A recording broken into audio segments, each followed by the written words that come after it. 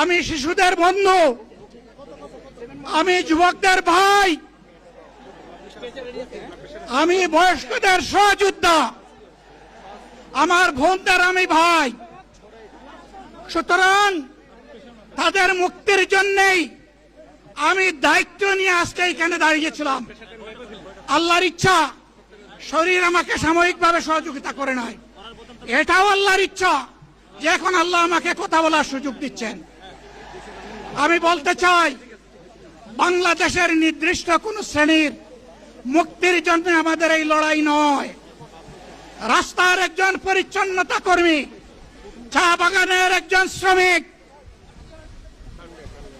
রক্ত পানি করে ঘাম জড়ানো আমার একজন রিক্সা চালক ভাই মাঠে ময়দানে বাংলাদেশের মানুষের মুখে যারা এক মুঠো ভাত তুলে দিতে চায়, আমার সেই কৃষক বন্ধুটি, আমি তাদের হয়ে আজকে এখানে কথা বলতে এসেছি। আমি কোনো অভিজাত শ্রেণীর হয়ে এখানে কথা বলতে আসিনি।